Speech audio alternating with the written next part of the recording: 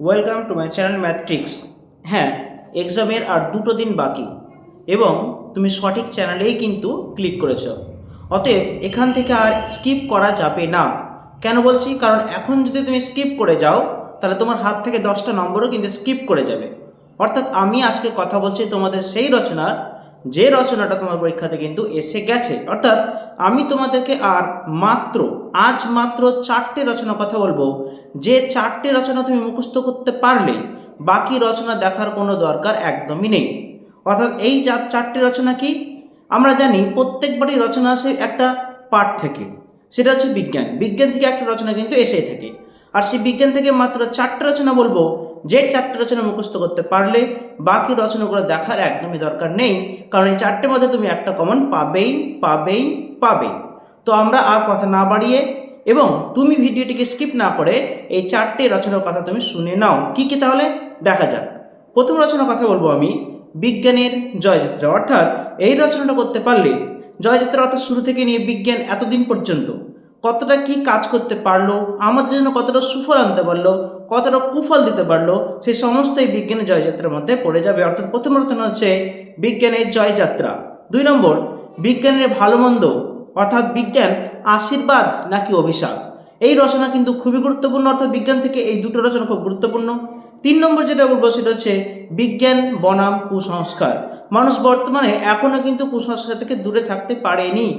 বিজ্ঞানের যুগেও কিন্তু মানুষ কুসংস্কার মেনে চলেছে। অতএব তোমাদের জন্য খুব গুরুত্বপূর্ণ একটি রচনা হলো 3 নম্বর বিজ্ঞান বনাম কুসংস্কার বা বিজ্ঞান ও বিজ্ঞান মনস্কতা।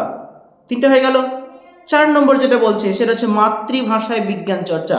অর্থাৎ আমরা আমাদের জীবনটাকে আরও কিভাবে উন্নতি করতে পারবো, তার জন্য আমাদের নিজস্ব ভাষা প্রয়োগ করতে হবে।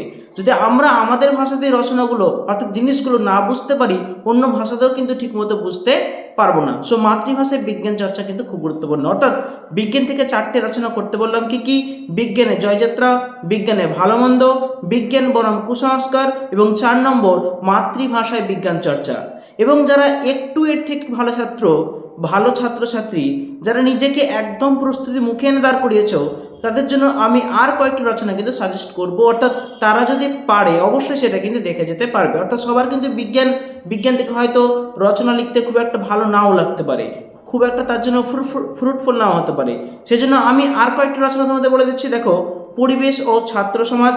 6 নম্বর ছাত্র জীবনে খেলাধুলার ভূমিকা। 7 নম্বর বাংলার উৎসব। 8 নম্বর বিশ্ব উষ্ণায়ন বা গ্লোবাল ওয়ার্মিং।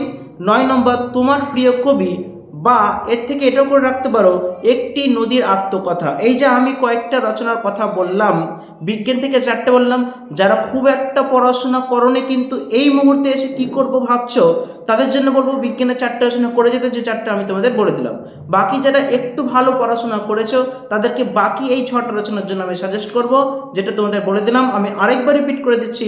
1 নম্বর বিজ্ঞানের জয়যাত্রা, 2 নম্বর বিজ্ঞানের আশীর্বাদ ভালো মন্দ, 3 নম্বর বিজ্ঞান বনাম কুসংস্কার, 4 নম্বর মাতৃভাষা বিজ্ঞান চর্চা, 5 নম্বর পরিবেশ ও ছাত্র সমাজ, 6 নম্বর ছাত্র জীবনে খেলাধুলার ভূমিকা, 7 নম্বর বাংলা উৎসব, 8 নম্বর বিশ্ব উষ্ণায়ন, 9 নম্বর তোমার প্রিয় কবি এবং 10 নম্বর একটি নদীর আত্মকথা।